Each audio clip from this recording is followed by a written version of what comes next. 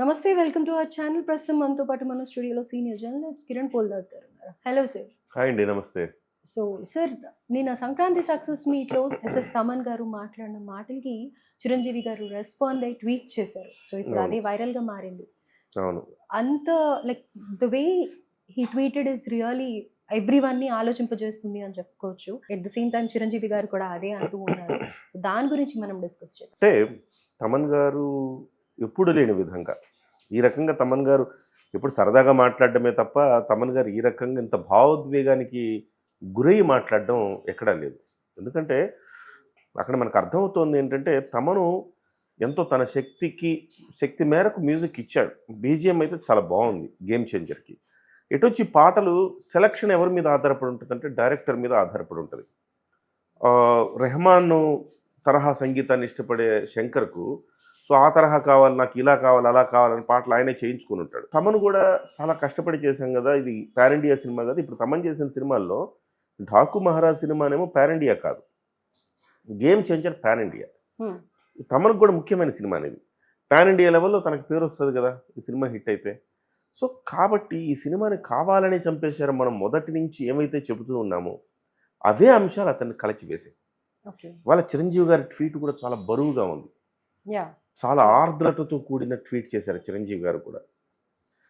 So మనం అనుకోవచ్చు సహజంగా సినిమాలు పైరసీ అవ్వటము కామనే కదండి, కొత్త ఏముంది, నెగిటివ్ రివ్యూలు రావడం కొత్త ఏముందండి మనం అనుకోవచ్చు. కానీ దీని నేపథ్యం చాలా కుట్రపూరితంగా ఉంది. ఇది ఎంత కుట్రపూరితం అంటే ఏకంగా పక్క రోజే హెచ్డి ప్రింట్ రావటం. పుష్పకు వచ్చింది, ఢాకుకు వచ్చింది, సంక్రాంతికి వచ్చింది, అన్నిటికి వస్తాయి. కానీ మనం చూసే విధంగా ఉండవు ఆ ప్రింట్లు ఏవి కూడా. కానీ ఈ సినిమాకు వచ్చిన ప్రింట్ మాత్రం హెచ్డి ప్రింట్ రావటం. సో హెచ్డి ప్రింట్ బయటకు రావటం, వివిధ మాధ్యమాల్లో ఇదిగో ఇందులో పెట్టాను చూడండి, ఇందులో బాహాటంగా అండి. ఎంత ధైర్యం ఉంటే అలా చేస్తారు. సో ఇది ఒక వ్యక్తి చేసిన పని కాదు, ఇది ఒక వ్యవస్థీకృత నేరంగా మనం పరిగణలోకి తీసుకోవాలి. సిస్టమైజ్డ్ క్రైమ్ జరిగింది అనిపిస్తుంది మనకి. సో వెంటనే పక్క రోజే సినిమా లీక్ చేసి సినిమా రిలీజ్కు ముందే ట్విట్టర్లో దీనికి సంబంధించిన అంశాలు పొందుపరుస్తూ ఈ సీన్ ఉంటుంది, ఆ సీన్ ఉంటుంది, ఈ సీన్ లీక్ చేశారు సినిమాని. First thing. రెండోది హెచ్డి ప్రింట్ బయటికి తెచ్చాడు. మూడోది ఈ హెచ్డి ప్రింట్ని వివిధ మాధ్యమాల ద్వారా అందరికీ చేరువ చేసేటట్టు చేశాడు. నాలుగవది విశాఖపట్నంలో ఏకంగా లోకల్ టీవీలో ప్రసారం చేశారు. ఐదవది సంక్రాంతికి వచ్చి వెళ్ళే బస్సుల్లో ప్రసారం చేశారు. దుర్మార్గం చూడండి. సినిమాని చంపేయటానికి అంటే ఈ సినిమా ఇంతకు మించి ఆడేదే. నేను అంటున్నాను ఇది 2000 కోట్లు కొల్లగొట్టే సినిమా అని నేను చెప్పను. కానీ ఇది ఒక ఎబో యావరేజ్ హిట్ అవ్వాల్సిన సినిమా. స్టార్ హీరోల కంటే ఎబో యావరేజ్ అనగానే సూపర్ హిట్ అయిపోతాయి సినిమాలు సహజంగానే. స్టార్ హీరోలకున్న బజ్ ఎలాంటిది, ఎబో యావరేజ్ అనగానే సూపర్ హిట్ దశకి వెళ్ళిపోతాయి, మామూలు హీరోకి వెళ్ళవు. సో ఇలా సూపర్ హిట్ అవ్వాల్సిన సినిమా అని సూపర్ కిల్ చేశారు. అది పనిగా. దీని వెనక ఒక ప్రధానమైన పార్టీ ఉంది, ఒక ఇద్దరు హీరోలు ఉన్నారు అని ప్రధానంగా వినపడుతోంది. నేను హీరోలకు సంబంధం ఉందా లేదా అనేది లేదని నేను ఇప్పటివరకు అనుకుంటున్నాను. కానీ కొంతమంది అయితే డైరెక్ట్గా హీరోలే అలా చేయించారన్న మాటలు కూడా మాట్లాడుతున్నారు. సో ఇవన్నీ చూస్తుంటే వింటుంటే చాలా బాధగా అనిపిస్తుంది. ఏం చేస్తున్నాం మనం? మన సినిమాలను మనమే కిల్ చేసుకుంటామా?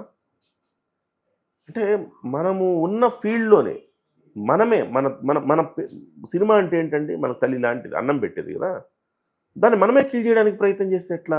ఆయన అక్కడ ప్రొడ్యూసర్స్ ని కూడా మెన్షన్ చేస్తూ మాట్లాడారు కదా. సో 24 ఆయన తమన్ గారు అన్నది ఏంటంటే ఇది మనం ఏం బతుకుతున్నాము, ఇంత దారుణమైన బతుక ఇది.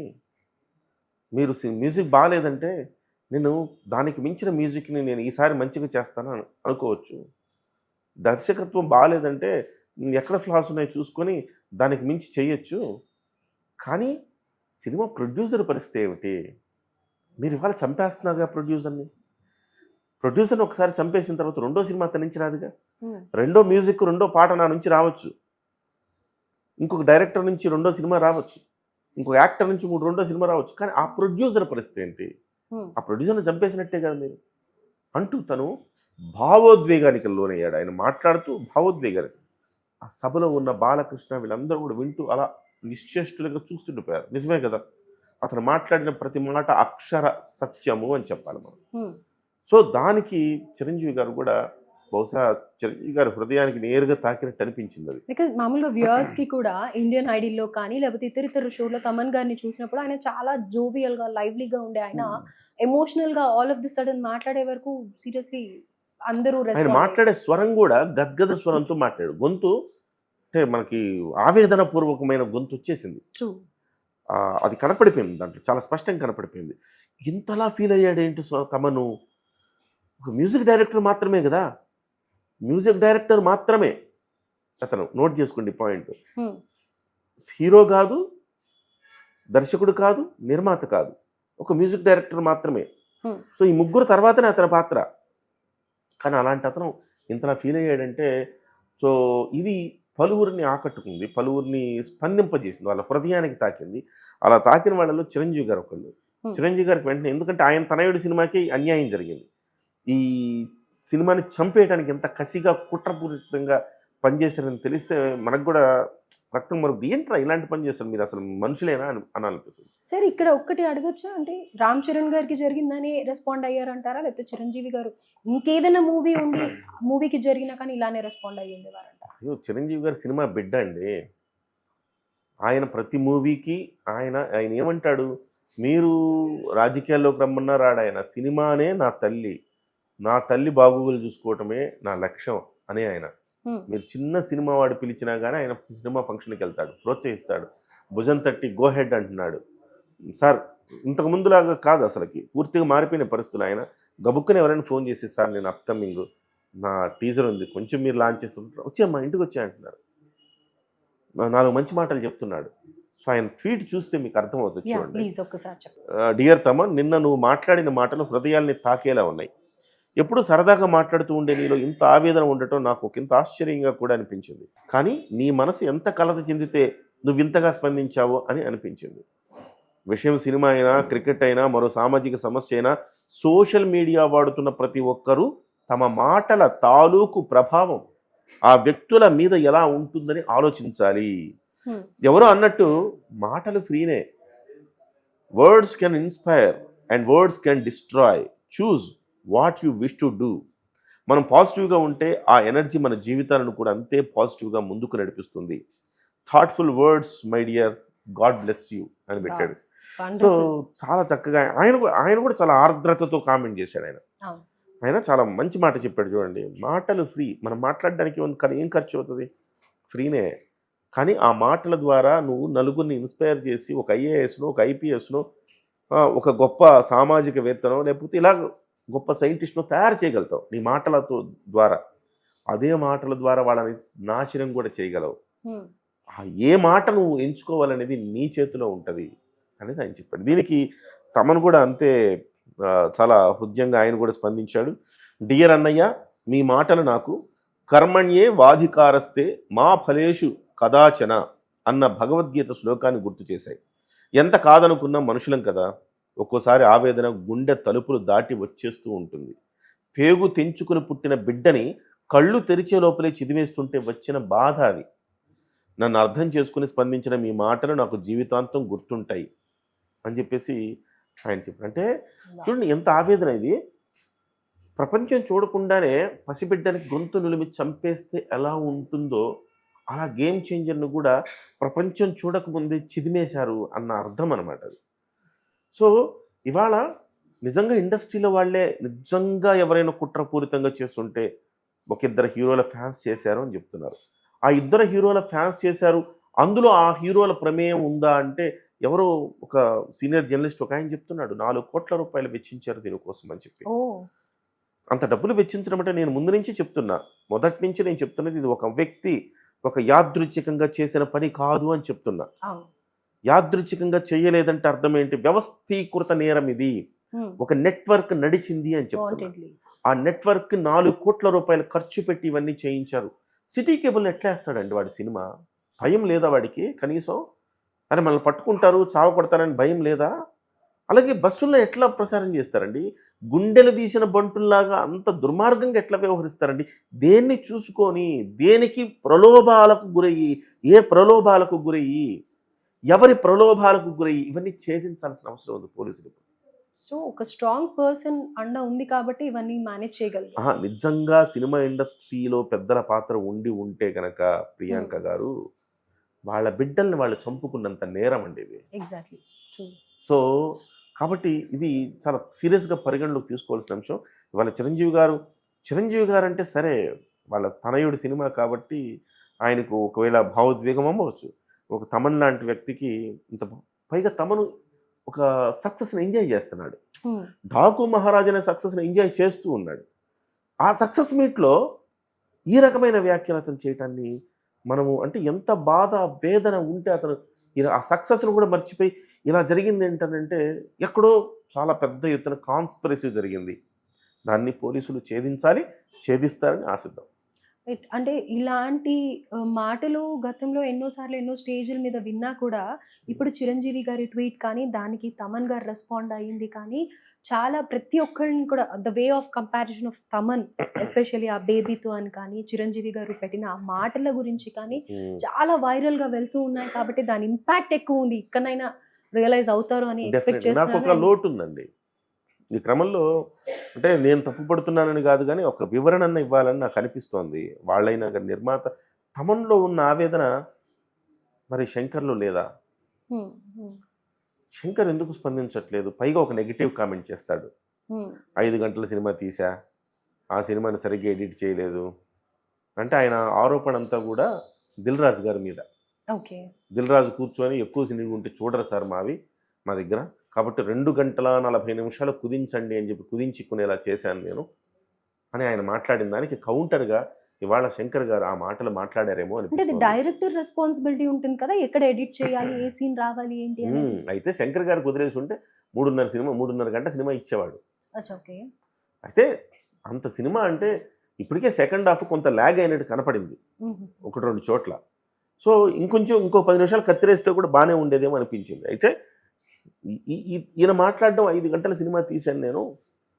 5 గంటల సినిమా ఎట్లా తీస్తారని నాకు అర్థం కాదు. 5 గంటల సినిమా తీస్తే 2 పార్ట్లు చేసుకోండి. సో శంకర్ గారు డైరెక్టర్ గారికి ఆ మాత్రం ఎట్లా ఎడిటింగ్ చేసుకోవాలనేది ఇంత ఎక్స్పీరియన్స్లో ఆయన ఎట్లా చేస్తాడు? ఆయన ఈ రకమైన సపోర్టివ్గా మాట్లాడాల్సింది పోయి ఆయన నెగిటివ్గా మాట్లాడాడు. ఒకటి. రెండవది, మీరు సక్సెస్ మీట్ ఎందుకు పెట్టలేదు? తప్పు కదా అది. సక్సెస్ మీట్ పెట్టకపోవటం వల్ల మీరే మా సినిమా సక్సెస్ కాదని తేల్చారా? సో ఇవాళ కుట్రలు జరిగినాయి, ఇబ్బందులు అయినాయి, చాలామంది ఇళ్లలోని సినిమాలు చూసేశారు, ఇవన్నీ మనకు తెలుసు. కానీ సక్సెస్ మీట్ మీరు పెట్టకపోవటం వల్ల సినిమా బాగలేదు కాబట్టి మీరు సక్సెస్ మీట్ పెట్టలేదన్న అర్థమే వస్తుంది కదా. సక్సెస్ అంటే ఇన్ టర్మ్స్ ఆఫ్ మనీయేనా? కాదు కదా. సక్సెస్ అంటే కుటుంబ సమేతంగా చూడగలిగిన సినిమా తీసినందుకు సక్సెసే కదా. ప్రతి తల్లి తన పిల్లాడిని వెళ్ళి తీసుకుని చూపిస్తా ఉంది. అది success need of the hour కదా.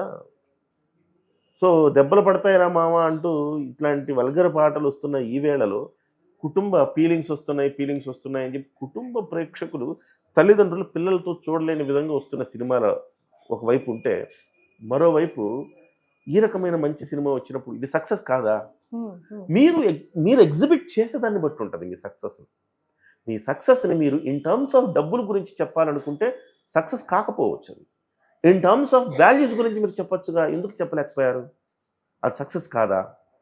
సో నేను ప్రశ్నిస్తున్న దిల్ రాజు గారిని, సక్సెస్ మీరు ఎందుకు పెట్టలేదు?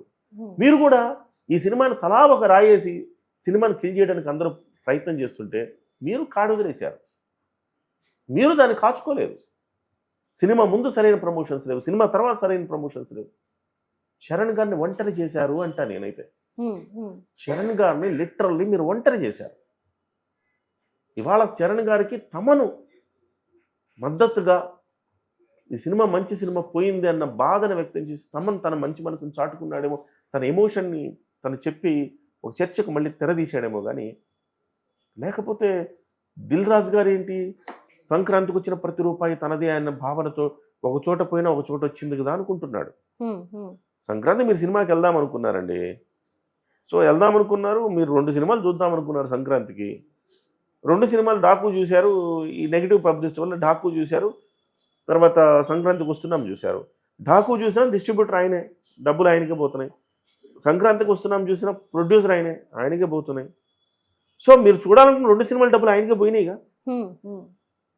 3 సినిమాలు చూడాలనుకున్న వాళ్ళు ఎలాగో 3 సినిమాలు చూస్తారు, బాగున్నా లేకపోయినా రామ్ చరణ్ గారి సినిమా చూస్తారు. ఒకే సినిమా చూడాలనుకున్నారు అనుకోండి, ఆ డబ్బులు ఎవరికి పోతాయి? మీరు ఏ సినిమా చూసినా ఆ డబ్బులు దిల్ రాజు గారికి పోతాయి కదా.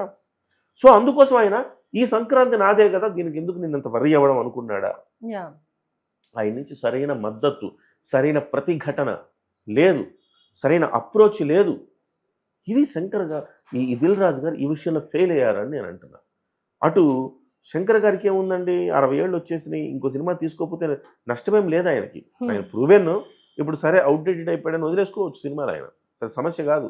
ఇంకేదో ఒక సినిమా తీసుకుంటాడు, తీసుకోకపోతే అస్తమించే సూర్యుడు ఆయన. దిల్ రాజు అనే వ్యక్తి డబ్బులు వచ్చేసినాయి. సో ఎటొచ్చి ఇక్కడ ఇబ్బంది ఎవరికంటే రామ్ చరణ్ గారికి.